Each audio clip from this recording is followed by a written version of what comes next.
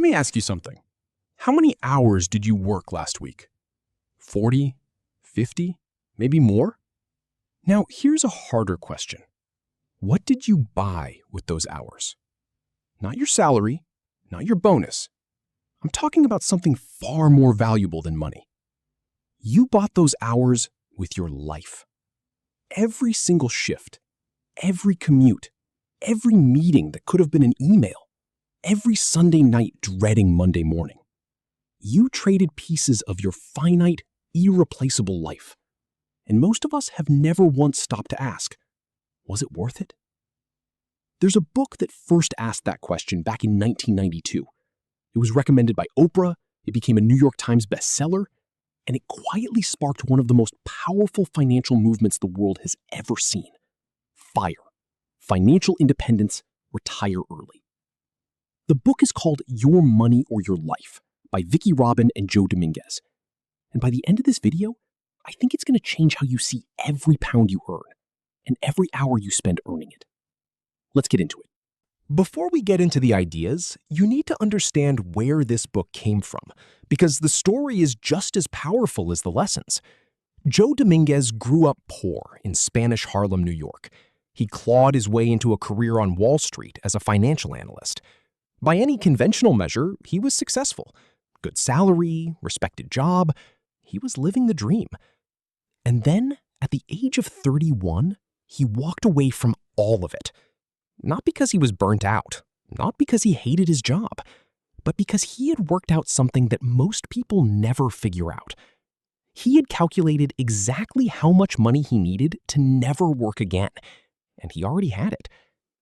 From 1969 onwards, Joe Dominguez lived entirely on investment income. He never took another paying job. Instead, he devoted the rest of his life to teaching other people the system he had created. His partner in that mission was Vicki, a writer, activist, and thinker who helped transform Joe's 9-step program into the book you can buy today. The first edition came out in 1992. Within weeks, it was featured on Oprah. By the time Joe died in 1997, it was one of the top 10 business books in the United States. It has now sold over 1 million copies worldwide, and a fully updated edition was released in 2018, with a foreword from the legendary personal finance blogger, Mr. Money Mustache. This isn't a trendy self-help book. This is a book that literally created a movement. So, what does it actually say? The central reframe. The entire book rests on one idea, one single shift in thinking. And it is this: money is not money. Money is life energy. What does that mean?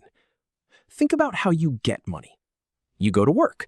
You trade your time, your hours, your energy, your attention, and in return, your employer gives you money.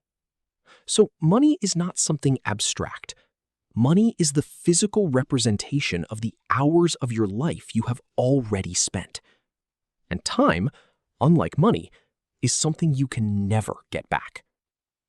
and Dominguez argue that most of us have it completely backwards. We think we're working to live, but in reality, we're living to work. We spend our lives earning money, and then we spend that money trying to recover from the life we're living in order to earn it. The real hourly rate. Here's where it gets really uncomfortable. The book asks you to calculate your real hourly rate, not your official salary divided by your contracted hours, but the true cost of your job in time. Think about everything your job actually costs you: the commute, the work clothes, the lunches out, the after-work drinks you feel obligated to attend, the way you decompress at the weekend by spending money because you're exhausted and you deserve it, the coffee every morning because you can't face the day without it. When you add all of that up, the extra hours, the extra costs, most people discover their real hourly rate is dramatically lower than they thought. Let's say you earn £40,000 a year. That sounds like about £19 an hour. But once you factor in your real working hours and your job-related costs, it might actually be closer to £10 or £11. Now look at your last big purchase, that £300 jacket. At your real hourly rate, That's 27 hours of your life, nearly a whole week of your evenings. Was it worth it? This is the question the book wants you to ask about every purchase you make. Not, can I afford this? But is this worth the hours of my life I spent to earn it? And once you start seeing money that way, you cannot unsee it. The book is built around a 9-step program. I'm going to walk you through the most important ones, the ones that actually change behavior. Step 1 and 2, make peace with your past. The first steps are about getting honest, brutally, uncomfortably honest.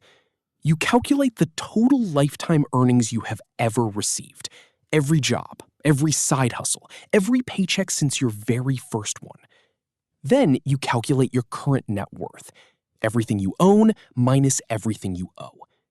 Most people never do this, and when they do, they're shocked. All that money, where did it go? What do you actually have to show for it? This exercise isn't meant to make you feel bad. It's meant to make you pay attention. Step 3, track every penny. From this point forward, you track every single pound that comes in and goes out. Not roughly, exactly. This isn't budgeting, it's awareness, because you can't change what you can't see. Most people who start this step discover spending patterns they genuinely didn't know existed, subscriptions they forgot, habits that cost hundreds a year, small daily decisions that quietly drain thousands. Step 4 and 5, 3 questions. This is the step I find most powerful. Each month, for each category of spending, you ask yourself 3 questions. 1. Did I receive fulfillment in proportion to the life energy I spent? 2. Is this spending in alignment with my values and life purpose? 3. How would I feel about this spending if I didn't have to work for money? Notice there are no right or wrong answers. The book isn't telling you to stop buying coffee or cancel Netflix. It's asking you to be intentional, to only spend on things that genuinely make your life richer, not just more comfortable in the moment. Step 6, the wall chart. This one is almost old-fashioned, and it's brilliant for that reason. You create a physical chart on your wall. Each month, you plot 2 lines, your total monthly income and your total monthly expenses. Watching those lines shift month by month creates a psychological pull that no app has ever replicated. It's visual, it's real, it's yours. Step 9, the crossover point. This is the goal that the entire book builds towards. The crossover point is the moment when your monthly investment income equals your monthly expenses.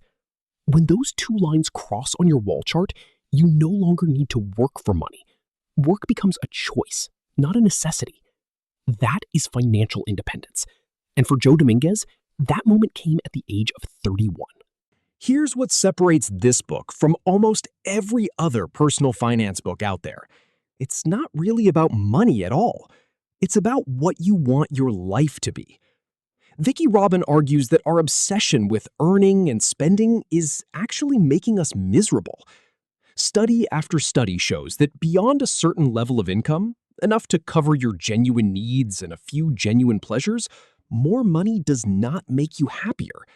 But we keep working more, to earn more, to buy more, chasing a feeling that the next purchase never quite delivers. The book calls this the fulfillment curve.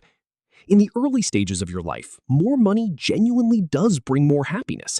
You're meeting real needs: food, shelter, security. But past a certain point, more money brings diminishing returns. And if you keep going past that point, into pure consumption for its own sake, you actually start feeling worse, more stressed, more empty, more trapped. The path out isn't to earn less, it's to want differently. To ask, what do I actually need to have a rich, meaningful, joyful life? And then to build deliberately towards that. No more, no less. So let me bring this back to where we started. Your job is not stealing your life. Not unless you let it. The real danger is sleepwalking. Spending decades trading hours you'll never get back for money you spend on things that don't actually make you happy, and never once stopping to ask why. What Vicki Robin and Joe Dominguez gave the world with this book is not a budget. It's not a savings plan. It's a lens, a way of seeing every financial decision as a life decision. And once you see it that way, I promise you, everything changes. If this video made you think differently about money, even slightly, drop a comment below and subscribe. I read every single one. And if you want to go deeper, grab a copy of the book. The 2018 updated edition is the one I'd recommend. Until then, take care of your money, because you paid for it with something far more precious. See you in the next one.